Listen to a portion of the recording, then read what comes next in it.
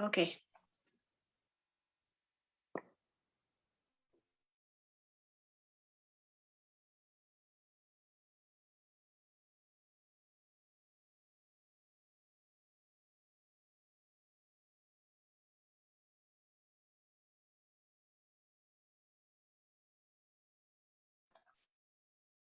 Good evening. Good evening. Good to see you all. Karibuni sana. It's another nice evening. I'm glad all of you have made it on time. I was just trying to set up the Facebook Live. So karibuni sana. Asante sana.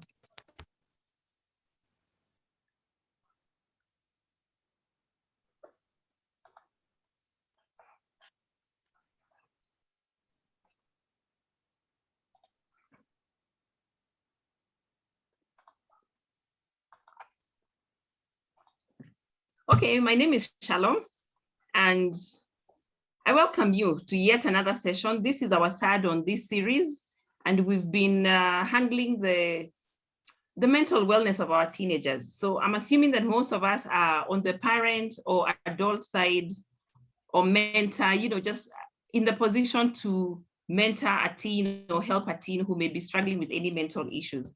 So karibuni sana, like I said, this is the third session, and we are looking forward to lots of conversations about how to support them. The first session, we had a general look, and then now we are at the place where we are saying it's not just about the parent being the problem, it's about life really happening and, affecting the teen. So joining me again today is my friend, Mwix Mutinda, and I'd like her to introduce herself. Karibu.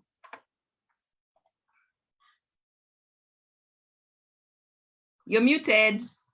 You're muted. Okay, there we go. We're good now? You can hear me? Yeah. Sorry. My name is Mwix Mutinda, as Shalom has said. I wear a lot of caps. I am a journalist. I am an artist, basically into filmmaking, not painting, not drawing, not those things. I don't know how to do those ones, but I would love to learn them. I'm into filmmaking. I am an actor. I'm a producer and a director. And also I run a charity foundation called Care to Share. And I am passionate about kids and teens and walking with them and talking with them and getting to understand what is happening in their lives and just staying young. Thank you.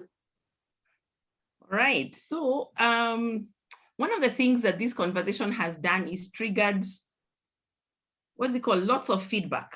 I think there's been a lot of feedback, and I wanted to start by addressing some of that, and then also sort of looking at giving us an opportunity to answer some questions if there may be any. So if I can start with a comment that came in after last week's. Just let me scroll down and find it. But one of the things that we were hoping to have conversations about is, like a real talk with the teenagers themselves. Because if there's anybody who can let us know how they're doing or how they would like to be helped, it would be the young people themselves, right? And well, somebody actually suggested that, yes, that is something that we would need to have a conversation with teens about. So basically they said that they wished we had engaged people between 16 and 19 and asked them questions, not, but not just what we see. A lot of what we did came from an older age group, right? Not necessarily teenagers. But here's the thing, we can't put teenagers online without consent from their parents. So what we're going to do next week, we would like, because you see, we record this and then we have it available on YouTube. And so it's in the public domain. So a lot of what we try to do is teenagers cannot come on unless they have permission from their parents. But next week, Mwix will be taking us through the glamour, and basically the pain and the whatever behind that glamour and the stress and all that comes from that, from wanting fame, from wanting to be in front of the camera and becoming a celebrity or whatever it might be. And so for that one, we shall ask you to invite teens. Yes, for sure, you're welcome. It's still going to be addressed to adults, but we're going to have teens having their input because yes, of course they matter. But I figured that when we're talking about these things of proving a point, that was coming from an adult proving a point will cause trouble for the kid. And then the other thing is the message in the mess. A lot of the stuff we see, we will be having trouble ourselves and not understanding we also have mental health issues, and there is different types of messaging behind that whole mess of mental wellness. So today really is about the wellness circle breaking, when everything is going on okay, and then life just happens and kids were not ready and you yourself was not ready for it. And this came out from when I asked what are some of the conversations you'd like us to have as far as supporting teens and our children's mental wellness is concerned, somebody brought up something that's really prevalent right now. And it's how do you help a teen basically deal with an ailing parent? You know, they live in a nice, what we may call nice, normal home. You know, there's no strife. Everybody loves everybody. Things are going on okay. Then a parent falls sick. And suddenly the possibility of this parent dying starts eliciting negative behavior in the teenager. And that was something that we wanted to address today because it's something that's coming up a lot. We've got lots of parents who are going through long-term illnesses or who are struggling with certain things, and their teens are not being able to handle it. So how do we support them through all this? So of course, as usual, I'm going to ask that you participate in the chat. It's normally quite alive when, you know, people get engaged. And yes, we'll be looking for comments, we'll be looking for questions. And yes, so Mwix, if there's any comment you'd like from your end or any point of view before we dive in, Karibu. Well, basically, just talking about the entire, you know, the entire conversation about, I think we'll go back, I think we'll still go back to look at those topics that we were handling last week, because as you've said, there was a lot of feedback and a lot of even inboxes happening and DMs like, oh yeah, I listened to you guys, but now look, this is what is happening. So I think after we're done with the session for today, we can go and now just look deeper into that one by one, maybe if time allows. Yeah. Now for today's topic, now when you're talking about, you know, parents ailing and then not telling their teens, well, a lot of what comes to my mind, because sometimes they find they're sick and then they're like, we don't want to worry the kids, you know? Yeah. And by the time they come to know, for the cases I know, for the cases that I've interacted with people and they've told me about, you realize by the time you're coming to tell them, like the condition is it's really bad. It's when they're already noticing, like, wait a minute, something is really off. Yeah. So yeah, I am looking forward, and I'm going to interrupt a lot as we go on with this, because I can relate. There are a couple of stories I know that totally relate to the story. Yeah. Yeah. Okay. All right. We have a comment. Some of the teens, yeah, some of the teens are in school. How about consider time when they're all home to be part of the meeting? Yes, we actually can, but this came out of feedback. So it wasn't planned. The idea had been to have just adults attend these sessions. But then because we're going to be talking about the reality behind the glamour, we figured anybody who has a teen available can. But the conversation is recorded and it's going to be on YouTube, and therefore it will still be available for those who would like to watch after. Yeah. So, I mean, let me pick up from where Mwix has just started, where she talks about parents thinking they're sparing their children trouble by not telling them the things that are happening. And I want to look at this from not just illness, but life transitions. Because as a parent, a lot of the time we feel we want to protect our children from trouble in life, you know, to a great extent. And when illness strikes, which is what triggered this conversation, like Mwix said, we try to keep it quiet or keep it private and secret so that it doesn't disturb the child. But what then happens is that when the reality of death checks in, then the child wonders why it was kept away from them, you know, How come nobody involved them in all of this? And suddenly they start having issues of mistrust. They start having issues of anger. You know, they're angry at you. Don't you think that I could have handled this? Why couldn't you tell me? Am I not part of the family? And those are some of the questions that end up coming. And COVID actually is one of the situations that actually brought this to the fore. I know several people who could not go out, kids, that is, several teenagers who could not go anywhere because their parents were unwell. And what happened is the parents' illness became their burden to carry, right? And so they're trying to be helpful. They're trying to be there to support their parents. And then they're hit with this thing of they can't go. And therefore, they have an anger towards the parent because the parent is sick. But at the same time, then they're burdened with guilt because they're feeling that they should be helping the parent and not feeling bad about this. So what I'm trying to say is, when life circumstances happen, we should involve teenagers. It's different for a 3-year-old, for instance, but right now we're talking about teens' mental wellness. Teenagers are able to hold conversations with us regarding the stuff that's going on. So if you get cancer, should you tell your kids or not? How many of you think you should tell your kids? How many of you think teenagers should not know when a parent has a long-term illness?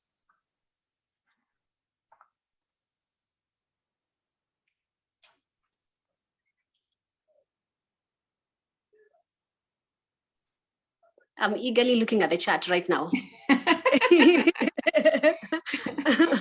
So we should share, they should be told. They should be told, yeah. Mm-hmm. It's important to tell them. Mm-hmm. Be as open as possible. And yet, as many of us are saying that we should share with the teens, majority of us still keep it secret. You know, we still try to protect their feelings without thinking about future feelings. And this also happens when somebody dies. We say the child is in boarding school, therefore they should be spared. We shall tell them when they leave. The child is about to do exams, therefore, you know, we shall tell them after KCSE, you know, and all of that stuff. But what is happening is many of us say this is what should happen. Many of us do the exact opposite. And then we pay the price. Why?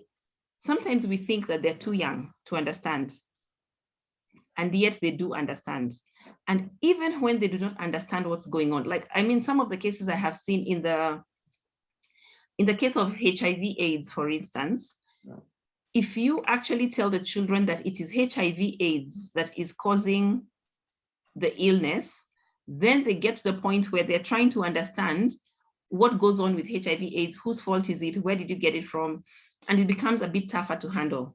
When it's something like cancer, when it's something like diabetes, they also need to know why. Because if they're going out there and they're being told that's something that runs in the family, then they're also going to start dealing with the issue of how about me? What if I get it? May I be having it? So these are conversations that you need to keep having, I mean, over and over. Then when it comes to things like sudden death, and the child is in boarding school, once again, same story, they should be told. Because what will happen, if we look at the emotions that go on in children and teenagers, at that point in time, because it hasn't been consistently bad, the first thing that's likely to happen is, you know, like a disbelief. And then after that, there's anger.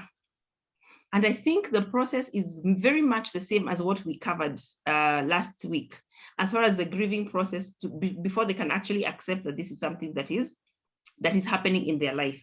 So basically, even when you're airing out the issue, in the case of HIV/AIDS, and I'll bring that up because it has come into the counseling room, keep a little to yourself without airing everything.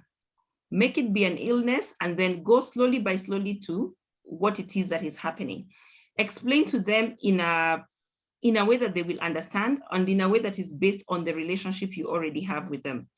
And once again, I mean, if you've attended many of these sessions before, I always go back to relationship, because I feel as though the thing that's going to help our kids the most is actually going to be the relationship we have with them, such that even if, and it could be you who's dying, you know, it could be your spouse, your partner, an auntie, a favorite grandma or something, but it could also be you.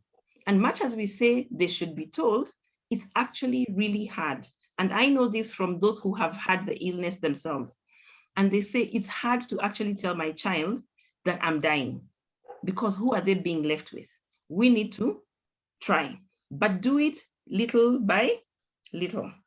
So they also then would start asking, what happens to me after you die? So guess what? Part of the conversation becomes planning for the future. I know that dying is a painful conversation to have, but part of the conversation with a teenager becomes planning for the future, telling them what you aspire them to be, telling them what your dreams were for them, helping them get to the point where they're feeling like life can happen after you're gone, or after this parent or other, you know, beloved person is gone. So when we're talking about what conversations do you have, besides the grief, what does saving look like? What does forming friendships look like? What does having fun look like? What I'm trying to say is have life conversation outside the illness.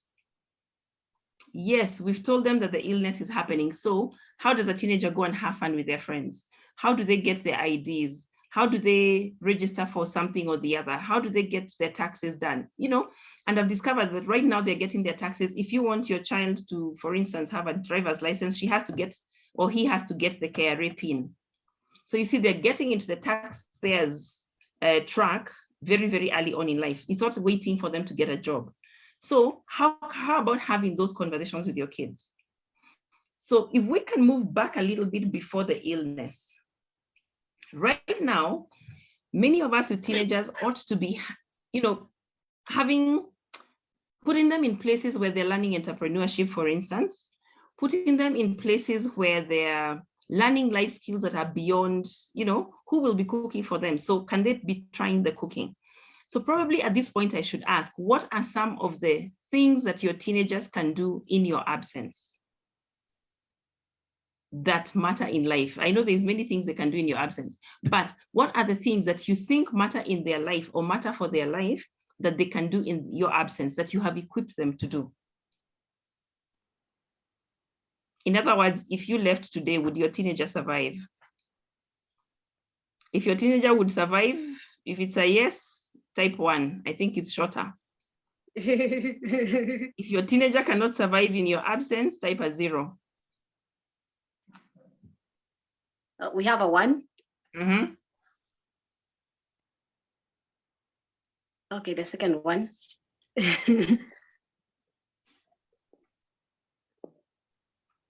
I like the ones. So I'd like to know, how do you know? That's always the hard question. How do you know? How do you know that your teen would actually survive? I think, here I go. Yeah. I think I'll know because I've taken time to introduce some of the life skills to them. Mm-hmm. I discovered, I was talking to somebody who does finances. He teaches on financial matters, and he told me the hardest group he's been dealing with is the young people. He can't get them to class, they're inconsistent. So I set up a class for myself or within the family to teach on goals. True, they're not, they take their time, but at least they have the basics. And then I got them into money management. I'm on their case about what they do with their money. I'm trying to keep them on track about keeping a book and just basic record keeping about how the expenditure, yes, things like that. Yeah. Yeah, and so I also talk about my own death. Sorry, go ahead. Sorry, I also talk about my own death, about my will. I'm not scared anymore. Okay. So they are aware, yes. Great. Yeah, so it's to talk about it, to be real with them, and then to be there when they're practically trying something. You know, there's the one, again, as adults, which is one of the things that annoys the young people a lot, is we talk at them. And therefore we tell them, this is what you should do, this is what you should do, this is what you should do. But we don't get to the point where we see, are they able to do it or not? I like somebody who has said 0.5. There's a 0.5. Yeah, there's a 0.5, just somewhere Yeah. in between. Yeah. And that's a good place to be, because it means you have started setting the stage, but you're getting to the point where you need to actually test it and see. Do you want to elaborate a little further? Yeah, thank you for what you're discussing, and I'm so grateful. I know right now I can talk a lot because I'm going through grief of my son, who was 24 years. He passed on 6th of May. Sorry about Succumbed that. to depression. Yes. Mm. And when you talk about if okay, I have the other one is 20 years, and I have a 10-year-old, or 9.9 years. Mm-hmm. And since I have brought them up having a house help, I know there's a lot to be done. There is a lot of training for them to go through. Yeah. Because sometimes, like sometimes we release the house help because they also need to go on holiday and vacations and all that. And I usually see how they are straining just to get some basics done. Yeah. So it's quite a good challenge. And I am having this discussion, yes. Oh, Asante. And Polly, about the loss of your son, because it's something that's happening. When I ask that question, how do you know? That's just that. How do you know that they would survive? Is that we assume that they're okay when they are not actually okay. My son is about that same age, and he has lost more friends than I have. Many of them succumbing to depression and anxiety, and taking sort of like serious risks in life that end up not working for them. And it's coming from a point of pain. So even when you see your teens smiling, ask a deeper question. I remember on Facebook having a conversation about, I said something about listening to your children, asking them how they are and listening to them. And somebody says, what if they say it's fine? And I shared something that happens in my house that has helped me have lots of conversations. And whenever any of my kids would say, I'm fine, and it's my kids, my sisters, my brother, my close people, when they say they're fine, we say that means freaked out, insecure, neurotic, and emotional. Freaked out, insecure, neurotic, emotional. Now, that brings up conversations, because then we are asking, what are you feeling insecure about? What are you freaked out about? So it can be the kid is doing some exams, and then you ask them, how are you doing? And then they say, I'm fine. And then when you say, oh, that means you're freaked out, insecure, neurotic, and emotional, they'll say, actually, I'm not any of those other things, but I'm freaking out about what I'm going to get in my papers. And now you see it starts bringing up conversations. Or I am emotional about this. I'm emotional about a breakup. It triggers conversations. A comment said, I think all beings can survive and adapt, and they survive, but to different degrees. And that is 100% true. However, our role is to try and help our kids to thrive rather than survive. I'm actually not allowed to use the word survive in my home, because survive is too basic, according to my kids. They say, anybody can survive. Yeah, so how about looking towards thriving? How about getting them to the point of thriving? And I think that's why I want us to have such conversations, because anybody can survive a breakup, but how does somebody thrive after a breakup? How do you get your kid to the point where they're not feeling like you're telling them, just ignore it? How do you get your kid to the point where, yes, they can see dad is getting weaker and weaker, but what are we going to do about it? What happens if for real, by the time I'm 25, I am orphaned? Because I know many of us have also passed through that particular stage where we are orphaned when we are still young. But how did we survive? Many of us may have survived by having support systems, aunties who took over and loved us as though they were their own. But we are bringing up our children without those aunties. We are bringing up our children without that sort of family support. And so if we were, sorry, yes? No, it's just something else that I've remembered, like looking at the conversation that that one of the parents has given us about the way it is chaos in the house when the help is gone. Just basically the kids trying to figure out things, what is where and how to do these things. And I feel even for her to be at that level of 0.5, it is really, it's a point that you have to be very intentional about, like from the word go when the kids are really young. Because sometimes I even talk to kids who are not even teenagers yet. And when you talk about the house chores, they just like, why would I do that? And there's a house help in the house. Yeah. You know, and then I go like, the house help is just there to help you, not to just do everything for you to help. And they're like, no, they're getting paid. So for a child to say that, they must have had it from somewhere. I'm not pointing fingers. Oops. Yeah. So yeah, I think also that plays a huge role. Just taking them through what do you need to do for yourself. There are things that you actually need to do for yourself, and there are things that you can be helped to do up to some extent. Yeah. You know. Yeah. And yeah, when you're talking about doing things for yourself, okay, I want to admit something. I cannot farm. In fact, I like saying I have brown fingers. Why? Because for me, yeah, getting on the farm was a punishment. It was never made a fun thing to do. It became a punishment to the point where I hated it and psychologically rejected it.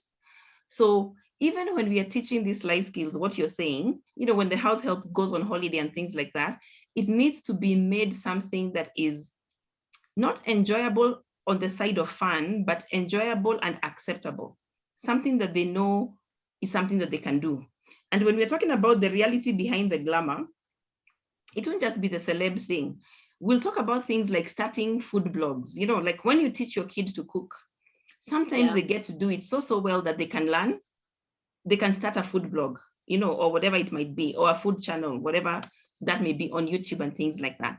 So when you ask your children the question that gets them deeper, then they will express a little bit more.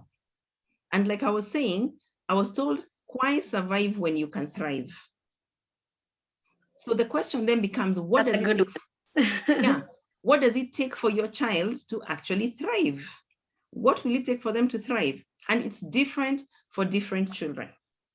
What I have seen on my end is that one needs consistent affirmation compared to another one who probably just needs logic, right? And therefore, there's the one I'll be able to break down and say, you know, if you're doing this wrong, then it's your fault. You know, I mean, go do something about it. But then there's another child that I will ask, how do you feel about this? So depending on the teen that you have in your hands, one may thrive under certain circumstances while another one will not. So what does this look like when you're talking about the wellness circle breaking? Parent falls sick. I want to keep us grounded on that as an example. Parent falls sick. Illness is going to be long-term, and therefore they are watching this coming in and out of hospital. There's that child who look at it and ask, what can we do about it? And, you know, think about it strategically. And then there's the other one who's going to feel so depressed that they will go the wrong direction looking for support and comfort. Now, the other thing that happens, and I know this may have happened to some of us, parent one is unwell, parent two is supporting parent one because they need to support them. I mean, that's what's necessary. And therefore the teenagers are forgotten. And they're not forgotten in terms of school fees will not be paid, food will not be provided, but they're forgotten in terms of they are also going through a process. They can also participate in helping so that you take a break. And I'm saying you being the parent too, because when you don't take a break and ask for help, then what it means is you're modeling the not taking a break from your child. I mean, to your child, you're modeling not taking a break to your child. So when it comes to taking care of your child's mental wellness, you have to take care of your own as an example. You can't be, and I totally appreciate it is stressful looking after an ill person, especially somebody who's ill long-term. But if you do not take a break, if you do not step in there trying to do something about your own health, there's no way you will expect that from your teenager. They are going to act out one way or another.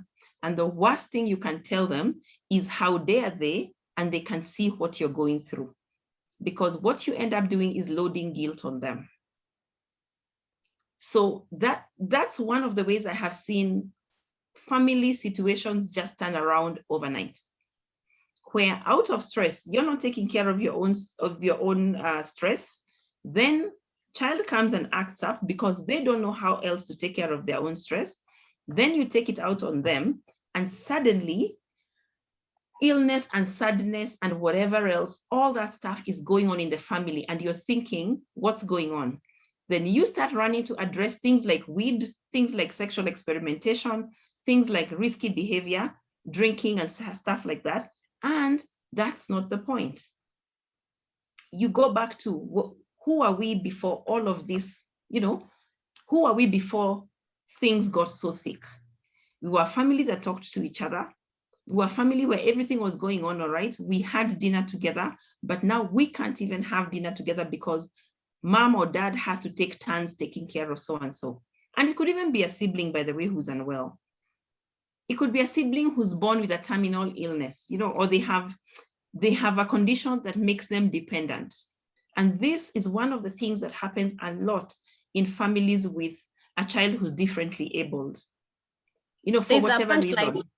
There's a punchline you've just dropped, and I just feel like repeating it. Who are we before? Who were we before? Because who were we before? Yeah, before all this happened, where were we? Because if we were not at that level of conversations, then where will we even start from?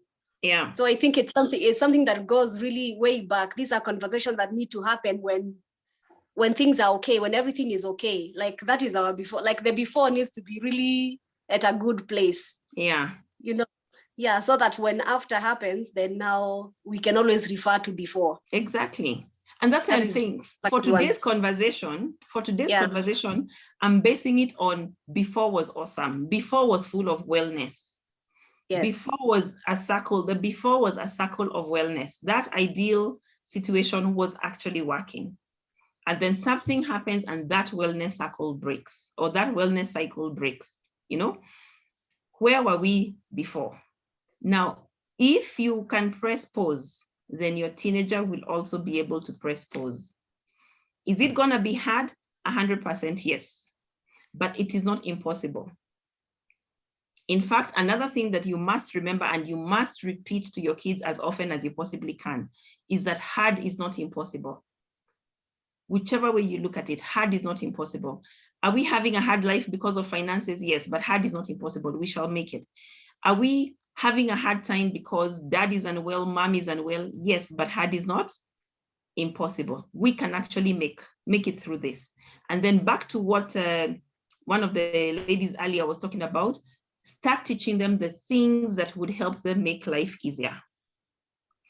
When it comes to the 20-year-olds, somebody once told me the 20s is the worst decade ever.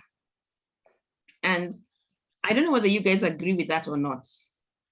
But what they meant by the worst decade ever was that that's a time that you're caught in between childhood and adulthood and you're on your own. Teenagers are caught in between childhood and adulthood, but they're still under their parents' care, right? But 20-something-year-olds are caught between childhood and adulthood, but they're on their own. So I don't know about you, but when I was in my 20s is when I made almost all the crazy mistakes that I could have made in life. And the more I talk to people who are willing to be open about their 20s, and willing to be honest about their 20s. 20s is when people had the craziest sex experiments. 20s is when they tried to do everything that they had been told they cannot do. 20s is when they are mocked in the real sense of the word, and they get into campus and things just happen. Many, many people, when we look back, 20s is when everything went crazy, confusion set in. And that's when freedom came. Well, real freedom, real freedom, real ID, and being able to access all these places. What are you saying? But then again, what's freedom? Do you get what's freedom? Freedom does not come without a responsibility. Yeah. But I don't think enough 20-year-olds have been told that, right? So somebody here is saying children also see a lot more than we think and make their own deductions about a situation. That's true.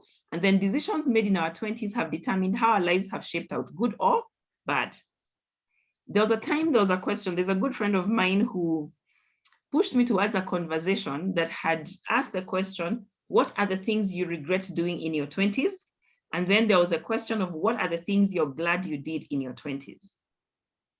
And majority of the comments were negative, but then there was a good chunk of it that were actually positive. So here's what I want to say. The 20s don't change. They're going to be crazy for your kids as they were for you. The idea, back to the thriving bit, the idea is if your teenager makes a crazy mistake or crazy decision when they're 20, how are they going to bounce back? What is it going to take for them to bounce back? Now, those are the conversations you need to be having with them right now. So for instance, I have a son who, he tells me his goals are going to be ABCD. He wants to achieve certain things in life. Then we have conversations about what would stop that from happening. Great. If he knocked up a chick, then yes, of course, he's going to have to divert his finances towards the baby, right? Now, if that's the direction he chooses to go, what is he going to do about it? Does he want to join the category of deadbeat dads, or is he going to actually take responsibility? Then break it down to what does responsibility actually look like? Now, once you paint that whole picture, come back to today and say, if you want then to continue on this path, then these are the possible outcomes, and this is what you're going to have to deal with. And it's okay, because guess what? In the 20s, they feel they can. They're invincible. That's the word. They are superheroes walking around with capes and things like that. And so even when you will tell them that things may actually be harder than they think, they're going to tell you, chill, I can deal. I can handle this. However, go back to the deeper questions. Great, you can handle it, no problem. How are you going to handle it? Therefore, for this young man who's suddenly going to need to pay for some baby, where is he going to get money from? How is he going to earn it? Does he have what it takes to do a job? Can he even wake up early without being told to wake up? Because, by the way, if any of you are still waking up your teens when they need to get their stuff done, you're setting them up for failure. They need to be getting up and doing things themselves as long as work needs to be done. So start getting them to the point where really by the time you're telling them this is what it's going to take to survive, they have the core skills needed. Okay, so then here comes something like, what did I say? I'm looking for an example for a girl, because I used the one for a boy getting his girlfriend knocked up. So here comes a girl who decides, okay, I want to chase my career. I know what I want to do and whatever. If your daughter actually likes relationships, please have a conversation with them about decisions as far as relationships is concerned. Why? Again, in these same 20s is where they can go chasing after certain dreams and they ignore or suppress who they really are. So if there's places where you can take your 20-somethings or where you can suggest that 20-somethings go and do some sort of self-discovery or self-awareness sessions where they sit back and look at what are the things that I may value in life, you will be helping them manage the anxiety that comes from unmet expectations. Again, back to, and I think we talked about this when we were talking about the message in the mess, the difference between then and now is that there are too many options being given as solutions. When, and I think Mux and I are different generations. So I'll talk about mine versus hers. If things were thick when I was growing up, it was easier to meet a human being who can guide you accordingly and show you how to be strong and how to survive. Right now, a lot of the messaging I'm seeing is on how to reduce the pain rather than how to prevent the pain. So we are we are programmed to medicate things, to placate things, to soothe things instead of the prevention. And I think one of the driving factors for me having such conversations is I want us to go to the point of prevention, building that fence on the cliff, you know, instead of a hospital at the bottom. There's that saying that you're better off preventing the problem from happening than waiting for it to happen and then you have to start treating it, you know? That whole, what was that saying? Prevention is better than cure, things like that.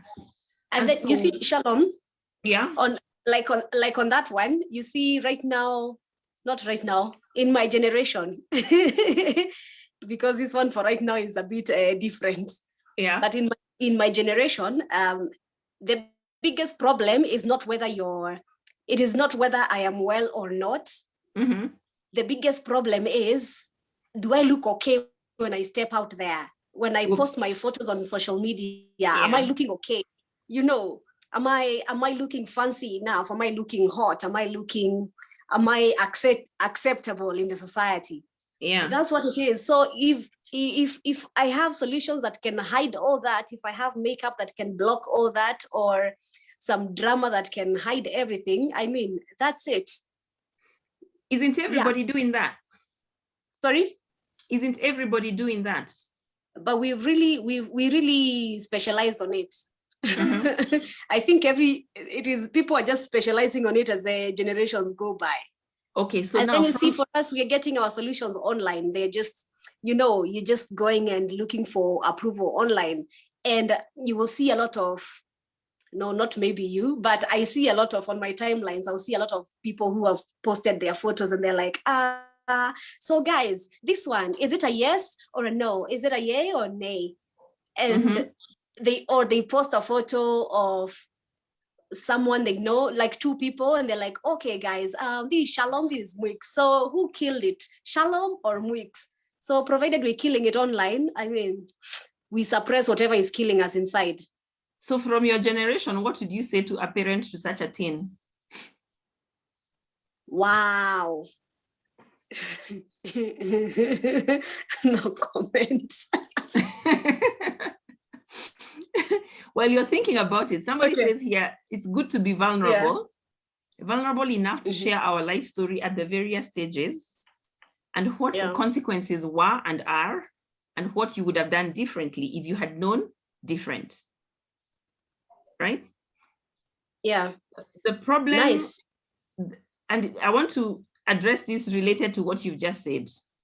The problem with how we treat our teens, we treat them as though they're the public. So you see what you were saying about coming out and you have to look all right and you have to look together. We treat our teens as though they are those members of the public, you know, like they're not part of our inner circle. And what really happens is we deny them the skills. So this comment about being vulnerable enough to share your life story, I remember saying that this is how I got pregnant. You know, these are the thought processes that happened in my mind for me to get to the point that I would get pregnant.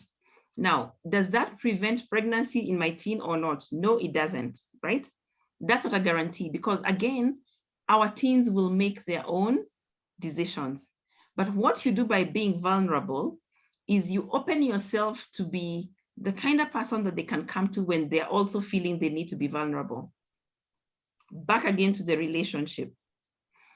If you have a spouse or partner who has a terminal illness, or a child who has a terminal illness, tell your teenager, I'm stressed about this, I'm angry about this. If it has already happened, tell them this is what I wish I had done different, because that will help them walk that journey. So yes, Mwix, I'm helping you, I'm kind of like helping you answer your question. Like, tell the parents, or I mean, like what I know teens would love to have their parents know is, if you tell me, we can cry together. Yeah. If you show me, I can learn. But if you protect me, I will never know. All right. And here's the thing, a lot of, I agree. I totally agree with what you're saying, because a lot of times when we're teens, we want to feel trusted. We want to feel We want to feel like we are, we're becoming grown-ups, we're becoming adults. So can you just trust me to make simple decisions? Don't just decide everything for me, So can you just let me just tell me this is how it is done and let me do it. Don't just come and just do everything, say, okay, now I'm gonna teach you how to bake a cake because now you see you're 16 and you're over there mixing everything on your own. I mean, these teenagers rolling over their phones when you're doing your mixing there, and they'll just be that's a girl's version. Yeah.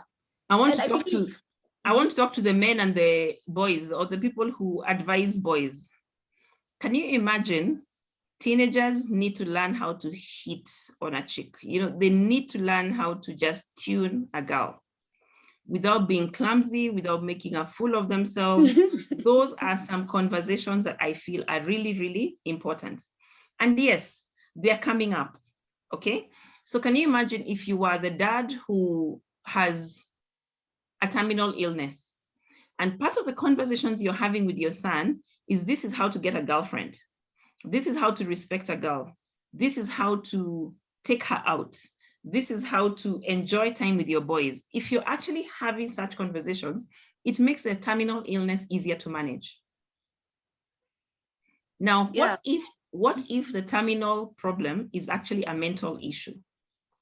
What if it's a struggle with a mental illness? You are also, and this I'm still talking to guys at the moment, and allow me to just be that gender insensitive.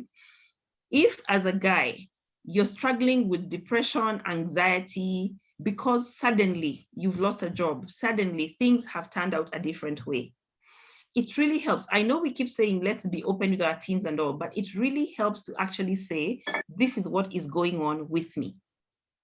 And back to the comment of you're being vulnerable enough and sharing your life story, it's important to actually go back to this young man and tell him, if I had done this differently, maybe I wouldn't be in this position. And you're not saying it from the point of regret. You're saying it from the point of picking up a lesson from an experience and passing it on to the next generation. Because there's no way the next generation will thrive without being nurtured. So for the guys, pick up those painful things that have put you down and pass them on to the next generation of men. Because the sad thing that I'm noticing, and again, like I said last week, I'm also victim of the same thing. Women today are taking up this power and moving on. And before anybody bashes me, I'm not trying to say they shouldn't. What I'm trying to say is we need to bring up our teens with that balance so that they kind of like know what to expect, because not everybody is as bad as our experience. Again, when we are sharing these experiences, they're not necessarily going to have a bad experience if we did. And they're not necessarily going to have a good experience if we did. Those are not the guarantees. What I'm trying to look for is as close a guarantee as possible that they will thrive.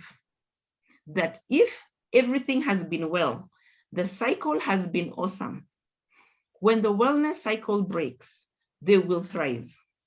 They will know how to build that bridge across, from before, what we were saying, who are we before, to who are we now. They're going to be able to build the bridge, and they will be able to get the people needed to get there as much as possible. So that's about the illness and death and things like that. How about transition? Let me take you back for a minute. You're taking me back. I'll take you back for a minute. Okay, go ahead. Talking of tuning, of boys, of teens tuning, out tune a girl, and women taking over. Nowadays girls are also tuning on these boys. Yeah.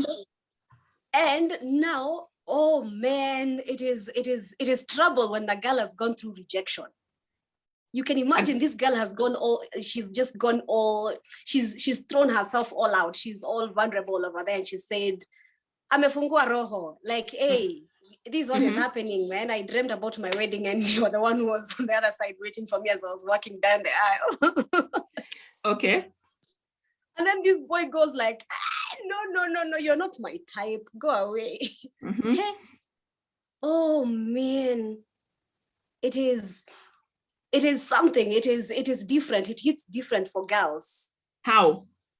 it just, oh man, like, how do you reject me? How do you say no to me? Why, what is wrong with me? So now what do I need to do? Yeah, And it is. And yet she has come from a loving family. She's loved and she's the best. She's beautiful. She's good. And you're here now trying to say that she's not good enough, that she's not beautiful, that she's not all that she's known all along. But if we were to relate it to the point where the wellness cycle has broken, what would make her get there? Because at home, things have gotten, it's a situation at home. So yeah, where do I go? I need company, I need a friend, I need something, because a lot of them, they just jump into this, I don't know, but they just jump into these relationships because of a situation that is happening. They cannot have conversations at home, so they're looking for someone they can have, someone they can trust, someone they can be vulnerable with. Then now they become that vulnerable, and this guy, no, I am not there.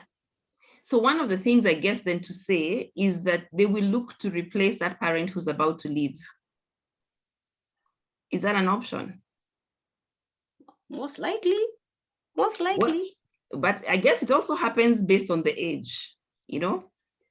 A younger teenager will handle this a bit differently than a 20-year-old who's losing a parent, you know? And I'm trying to imagine an 18-year-old, let me move back a little, 2 years, 18-year-old coming out of school. They've been in boarding school for like 4 years. And then they come home and they're told dad is dying. What does that girl do, you know? She didn't get time to build the relationship in the time when she was supposed to be identifying with her father. And then suddenly she comes out and he's gone. So that can also mess them up. So, I mean, what I'm trying to say is the scenarios are so many and they're so different that would affect our teens. But we are not I don't want us to look at it from the point of view of the mental problem as much as building mental fortitude. Is now we go back to the point where we are saying, okay, we don't need to be worrying too much about our kids' mental wellness or illness as much as how would they thrive in life and go out and do those things. What are those things that would help your teen thrive in life? Now, not all our teens are entrepreneurs. Some of our teens are whatever the opposite of entrepreneurs would be. You know, they're not ready to initiate things. They are more of followers. And then there are those who are learning to follow because they are a bit less confident. We need to build their confidence. There are some whose confidence is so up there that it is an inflated ego. We need to deflate that ego just a little bit. And what I'm trying to say is, if your child is so full of themselves, allow me to use that language, if your child is so full of themselves, and then they go out into the world and they are rejected, they won't be able to handle it well. If your child is so shy about themselves and they go out into the world and they're put in a position of leadership or a position that, you know, somebody is seeing the potential in them, but they don't know it, then they also will not thrive. So my request is that we go back just a little bit to who we were before. Before the wellness cycle broke, who are you? And for different families, there's one of us who shared about having basically lost her son. Now, before you lost that son, who are you with the other 2 kids, you know? And is it possible to actually get to the point where you go back to that journey? I know he may never come back. He will not come back. But are you able to go back to who you were before and recreate that love and rebuild on that love, rebuild on the relationship that was there? How do you then thrive moving on? Because what the reality is that at every stage we are going to get there and there'll be an anniversary. Your 20-year-old is going to wonder, how will I be when I'm 24? How do you address that now? I know for me, some of the things that happened, I had milestones because I had made certain mistakes at certain stages in my life. when bringing up my children, who are all young adults right now, my anxiety levels would increase when they're nearing the stage at which I made that mistake. And therefore, I would find that I'm saying different things, parenting with certain fears, I'm building a story that doesn't exist, you know, and I've been accused of that often, by the way, of creating a story in my mind and then parenting them based on that story. And it's something that I think we need to watch ourselves, because when everything is fine, we're fine. But when a thing goes wrong, it has a more permanent residence in our minds than we actually give it credit for. So I'll give an example. My mom had a terminal illness and eventually passed on. And when I got to a certain age, I started thinking that would actually happen with me, all right? And instead of going back and looking, how did she get there? I'm looking at, oops, what would happen to my kids if that was me leaving?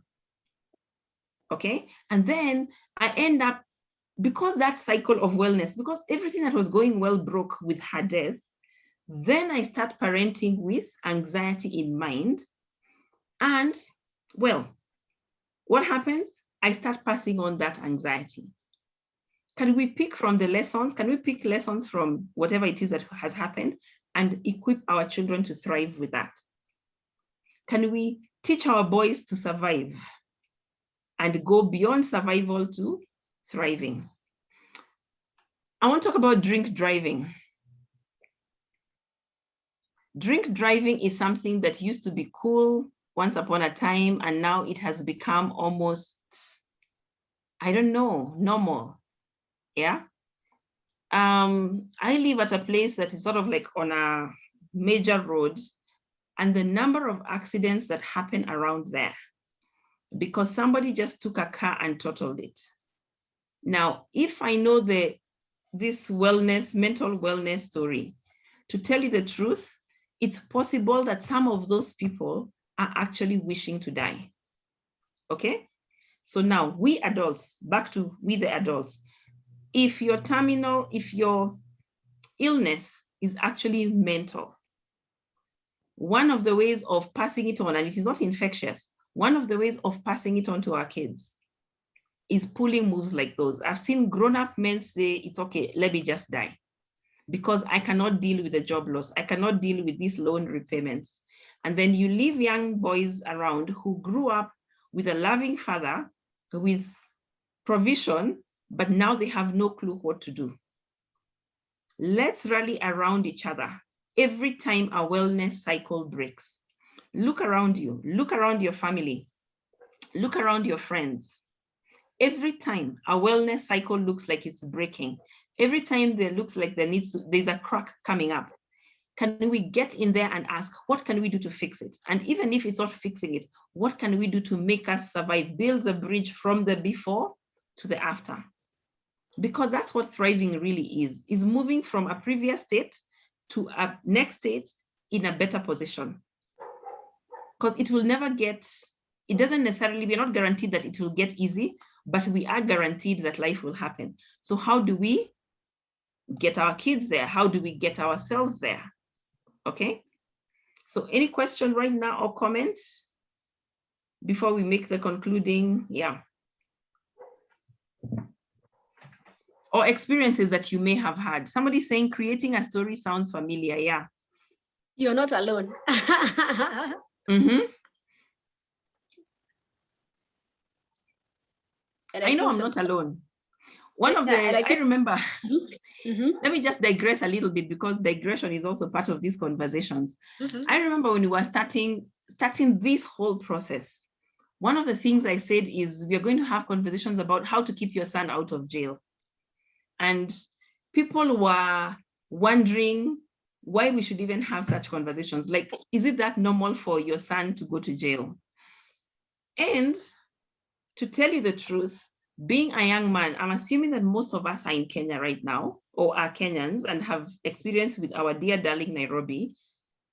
Today, if your young son was at a bus stop waiting to catch a JAV home, and a cop just walked by there and decided he looks fishy, he might find himself in a cell.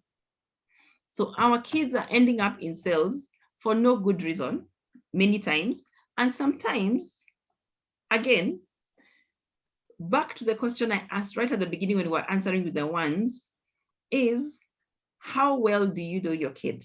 Because sometimes they're going to end up in that cell for very good reasons, because they're guilty.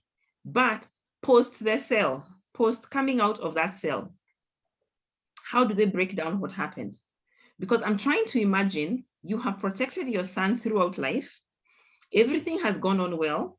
Cop picks him up, falsely accuses him. He ends up in a cell. That's a wellness circle that will break. Because he had a certain belief in how things are supposed to be done. Okay? He believed that cops were, what are they called? That cops are the keepers of the law, okay? And then they get accused falsely. Then what happens? They end up in a cell. We have many young men turning out to become something else when all they did, everything was going on well, and one little mistake of whatever landed them on the wrong place and the wellness cycle broke. How do you equip your son for that? They come and they tell you, I need to deal with something. So should I swallow a pill or should I cut myself? I'm not sure your kid may come and ask you that directly, but your kid is going to come and ask me that question. So what should I tell them? Okay, somebody's saying that it's true. The cops look like they have been programmed to arrest all young men out in the dark, regardless of what they were doing. Yeah, they arrest them. It's actually, you know, like how in the US, there's a crime called driving while black. You know, here, there's a crime called being outside while male. And at night, even during the day sometimes, you know, like evenings and things like that, you know? Walking while a young male, exactly. Walking while a young male is actually a crime here in Kenya, a lot of the time. And I'm saying this out of experience, having picked up young men from cells because they were accused falsely. The other thing, I don't know the demographic that is here. I want to give another example of what's happening to rich kids when they go out. It's a bit less now than it was before COVID. However, when they would go out, cops would actually go looking for those who look affluent. Why? Because teens would steal their parents' cars to go out, and therefore the cops know that this teen will pay whatever money is available to not get into the cell. So backtrack again to the before. Are you able to teach your young man to never need to steal your car keys? So I don't know, I'm looking for examples that are so real and practical, because we go after the big things, we go after the big problems when we should be sorting out and maintaining the wellness here at the bottom.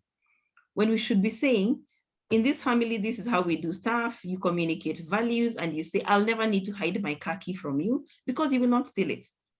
And this is why you will not steal it. When you want my car, you're going to use it this way, you're going to fuel it to go where you're going, you know, and therefore, guess what? You're fueling it with what money? You need to start a hustle. Back to what Mwix will be talking about next week, about the reality behind the glamour. The hustle today is looking like something that it isn't, right? Somebody's saying they target the rich kids, especially in Westlands. And then these rich kids are also solved for the problem. Again, there's always somebody who's looking to tell our kids, this is how to get rich quick. Let me put it this way, not pointing any finger at anybody, but there's very many young people walking around with backpacks that have more drugs than weed. And I know this is, more drugs than books. And I know this is not new to many of us, right? So how are you going to have this conversation with your child? When they tell you they're fine, what are they insecure about? What are they freaking out about? What's making them get neurotic?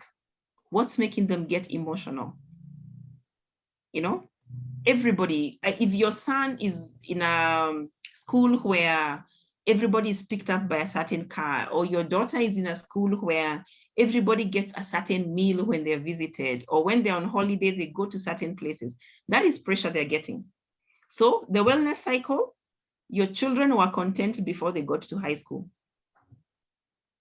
Then the wellness cycle was broken by a high school experience. How are you going to have those conversations with them?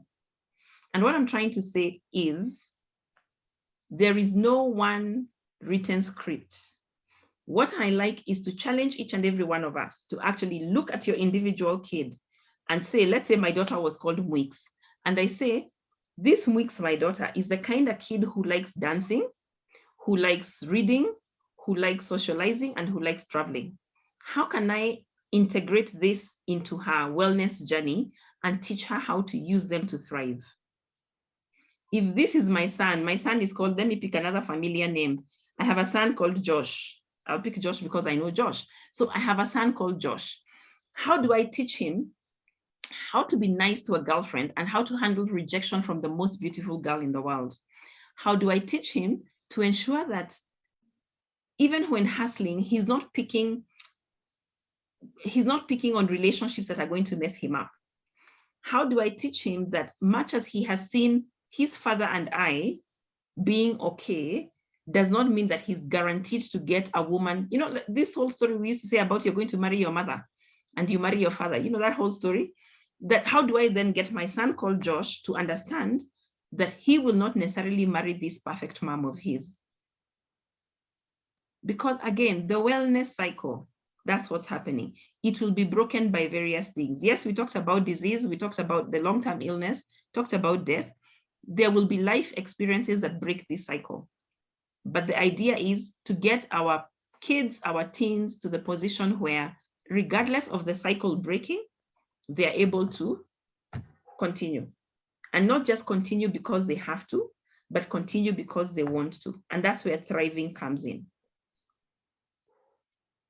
Like, I think for me, I have growing up when I was a teen, not even when I was a teen, when I could understand and converse and listen, there's a trend that I was introduced to that I still apply even right now. And basically I think that is just about the code that you have with your teens or with your kids, that they can carry around whenever, at whatever time, whether you're around or not.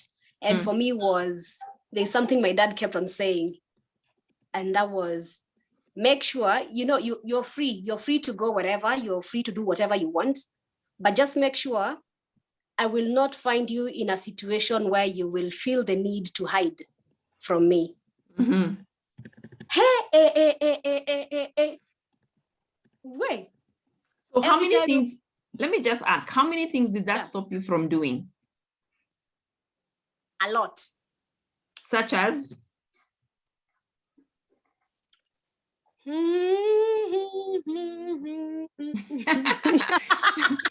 mean, because we're talking about vulnerability.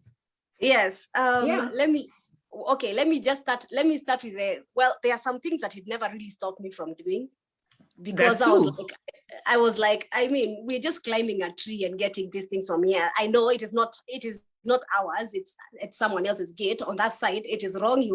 We're embarrassing our father, but so we just need to get Lugwats and eat. See your kids. Was it your tree or somebody else's? Somebody else's. We're neighbors, they were neighbors, and we needed to be good neighbors and warn them at the trees. But anyway, now, like, one of the places that I really applied that was especially when it came to relationships. I would get into this relationship. Yeah, we're good. Yeah, we're hanging out. We're okay. And you found somewhere, you guys are just standing somewhere talking, you go to a restaurant, you're chilling. It's a place where that made me not to go to boys' houses. Okay. Because I would be like, I mean, every time they're like, you come over, I'm like, if my dad enters over here, will I be okay? Or will I feel the need to hide? Yeah. And then, well, there's just a lot of that. There's a lot of that every time I was like, I think, and every time I would be so honest with myself, and I'll be like, okay, now if I'm caught here kissing this boy, I will feel the need to hide. Of course. So then why am I, that means there's something wrong with the kissing this boy at this point. So it's not happening. It's not happening. So what to do? Let me just go to a place where I won't feel the need to hide, because I'll be at the right place. Let me keep it safe. I don't want to hide. Yeah. So he gave you a mantra. So I don't know, to kind of like summarize what you're saying. He gave you a mantra that was going to help you basically, what is it called? Protect yourself and thrive in life, right? Thrive. Yeah. Now, you see, that was a nice thing. I was brought up by somebody who told me that she has an eye behind her head. Oh, wow. Okay. And so I passed that on. I actually said that I have an eye behind my head. And then the other thing that I did was yap, like continuously speak until when the teens were out, this my son Josh and all, and my daughter Mwix were out, they would hear my voice, right? Yeah, yes. So another way, we are talking about this wellness cycle. Another way of keeping this wellness cycle going is to consistently have certain conversations.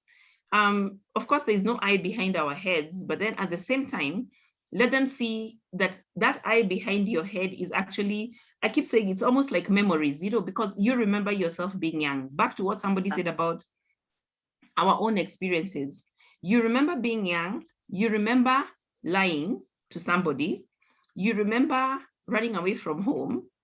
I mean, today when I catch a teenager with alcohol in a water bottle, I don't blast them immediately. I actually laugh about it.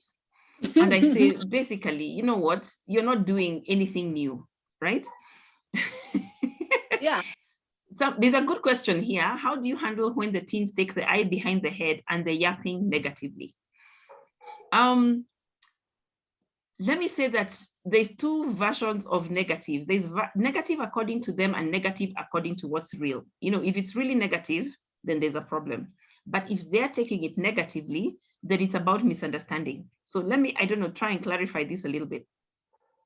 Eye behind the head could be that you're snooping in their affairs, checking out their phones, getting into their journals, going under their mattresses, their beds, and whatever, without their permission. Imagine that is negative, right? The yapping negatively could be negative if you're putting them down. When your teen makes a mistake and then you tell them, how stupid could you be? That is negative yapping. If you're going to continuously, what is it called? You're going to continuously blast them and put them down because of the mistakes and the thoughts that they're having, then that's negative. However, if you're telling them this is not right and you're teaching them to put boundaries and things like that, then they take it negatively, then that's theirs. There's no apology for that, as far as I'm concerned. When the eye behind the head is about, because I would say I have an eye behind my head when they're young. When they're older, I tell them I wasn't born old. I actually also grew up through these stages. Therefore, I know what you're doing. That's the eye behind the head. Now that one, if they take it negatively at that point, that's theirs. But I'm telling you this out of experience, both mine and somebody else's, right? So again, when they're taking this negatively, check whether are they actually negative things that you're saying, or is it just them taking it negatively? And then that's what determines how you're going to handle it. So if it's you being nasty and negative, change that. Honestly, let a teen know that you're going to be spying on them. Yes, they may hide it deeper, but let them know that you're going to be spying on them. And that's where, now technology is giving us controls for things like that. So I guess we can use some of the tech that we have, but let them know that you will be checking. Let them know that they need to submit their phone to you. Decide the boundaries that you're going to keep in your own home, such that they will be able to handle this as part of life, as opposed to negatively. Now, if you're the one being negative, stop it.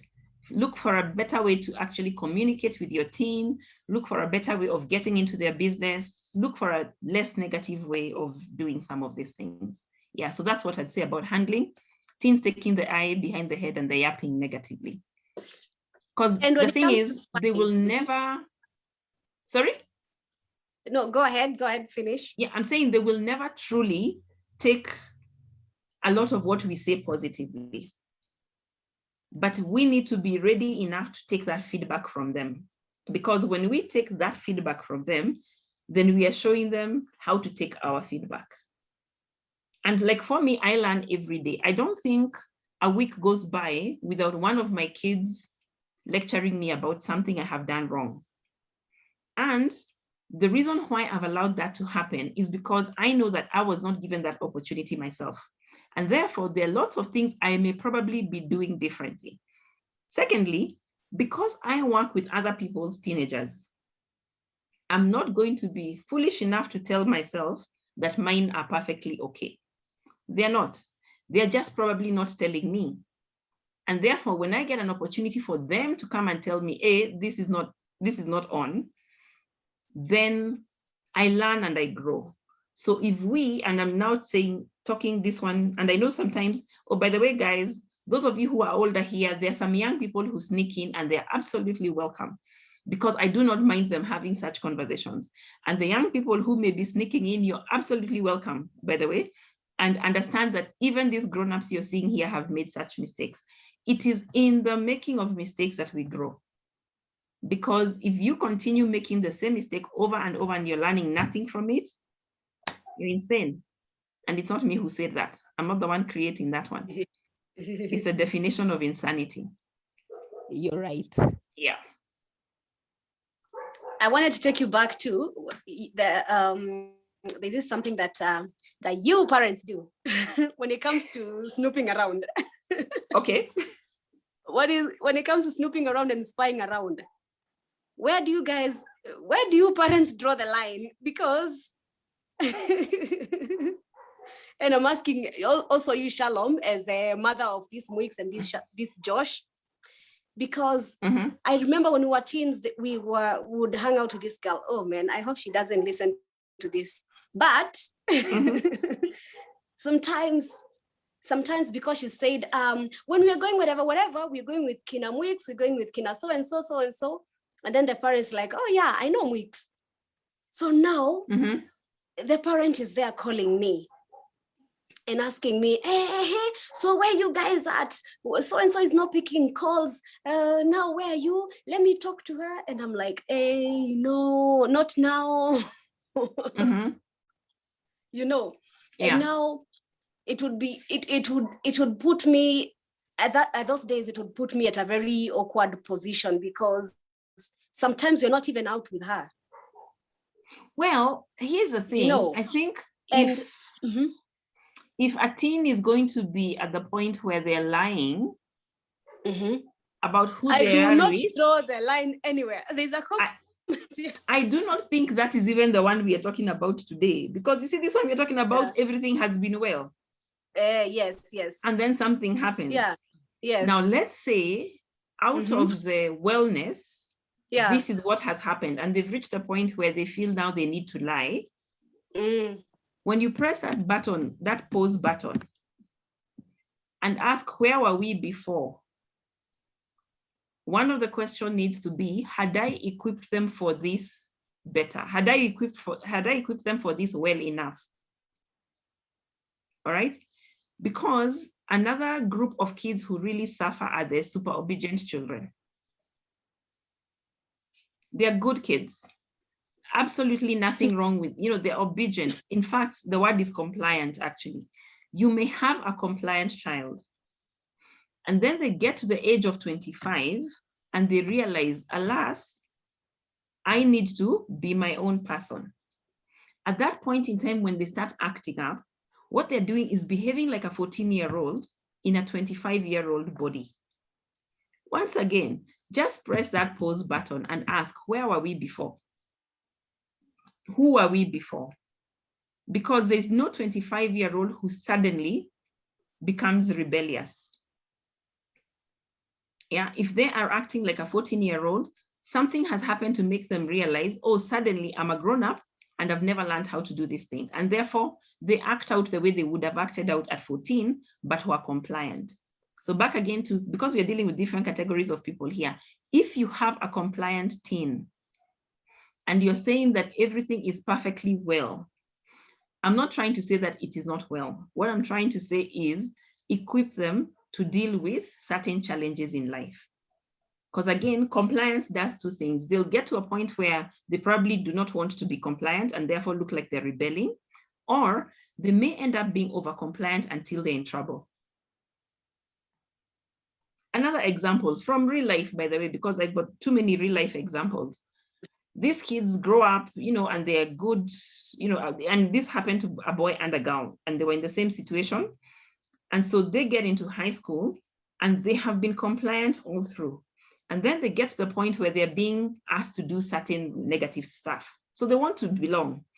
They're looking for a place to belong and a group to belong to. So what do? Obey. Once they obey, okay, so one of them was actually caught with drugs in school. Another one, I don't exactly remember what happened, but they got in trouble and both were sent home.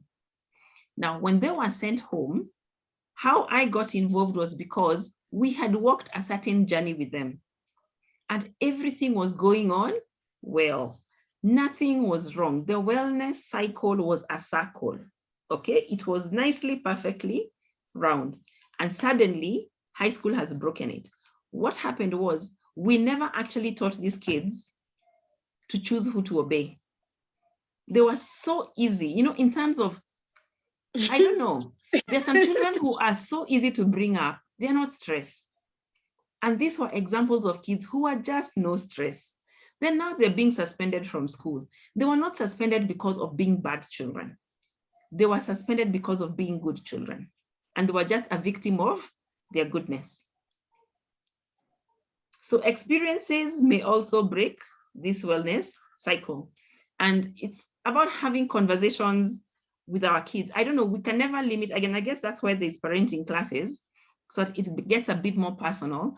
In such a general conversation, we can never quite finish, this is what is the problem, or this is how to address each problem. Unless somebody, okay, like I like the fact that there are questions coming up, on the chat, is that is when now we can actually deal with it, right? Yeah, somebody can attest to superobedience. Somebody saying I have a fixed eye on the back too. Yeah, we are many with that eye over here, Yeah, we have many of us who have actually brought them up that way. But what I want to say is, for next week, by the way, it's not compulsory. It wasn't originally meant for teens, and I can probably say that to those who joined a little later than the beginning. Next week, we are talking about the reality behind the glamour. I will talk a whole lot less than I have been talking, and Mwix will talk a whole lot more than she has been talking, because she's one of the people who has been in that glamour position. She has won awards, she has directed movies, she's online doing stuff, and she's dealing with the young people. So next week, if you can, if your young people are saying that when they grow up, they're going to be celebs, next week's session is an important one for them. If your young people are feeling that they're going to be influencers, next week's session may be for them. And this one, we talk with girls again, allow me to digress. We talk with girls and I tell them, when I was growing up, a socialite was not a career choice, but now it is, and it's valid. If that's who your daughter is willing to be, it's not necessarily a bad thing, but what's the reality behind all of that? What's the reality behind, and it's not just social media, it's just everything, magazines. Some of us, again, allow me to talk to the older generation, please. Some of us look jealously at people who are appearing on nice magazines and in newspapers, and they're being featured, and we don't know their pain. Okay? What is the reality behind that glamour? How many people cry? And this is something that now, that will be the part where I'm talking next week, of the number of people who probably cry behind the tinted windows of very posh cars, because the glamorous car is hiding the pain which is the reality behind all of that. And it's good for us to have such conversations with our teens so they get in knowing what to expect. So yes, if you have young people who you'd like to listen next week we'll be addressing a whole mix of people, not just the older generation, as I was told this is targeted to. But it's older generation. Yes, it's been rather enjoyable having the conversations, because I feel we are still in a position to make a difference, and we're in a position to change the story. Yeah. And yes, Caroline, I'll send you the link for next week, though it will be the same. We are using, for every series, we are using the same sign up details, but I'll also send you other information. So Mwix, any closing remarks? Thank you. Sorry, we have someone. Mm-hmm. No, I thought someone was speaking. Okay. Oh, no, she just said thank you. Yeah. All right. For me, it's been amazing being part of these conversations. I am always looking forward to my Tuesday evenings. Yeah. And next week is gonna be hot. Next week will be hot. It'll be hot. Yeah. Because it's a lot of, there are a lot of assumptions that are made. And people buy what they're seeing. So yeah, it's about time we unveil the curtains and see what is at the backstage. Yeah. Yeah, before camera rolling and action. So thank you so much for everyone who has managed to join us. The video is going to be on Facebook, Retro Group. That is a page for the people who have joined later, so that you can catch the entire conversation from the beginning. And also YouTube, right? Yes, it's on YouTube. Today or tomorrow? Right away? Tonight, well, in a short while. Yes. Okay, cool. Thank you so much. So that's it for me. All right, thank you guys for coming, and God bless you and keep you. Yeah, and give you the strength to handle some of this stuff. Yeah, so karibuni. See you all next week. Bye-bye. Bye. Good night. Good night.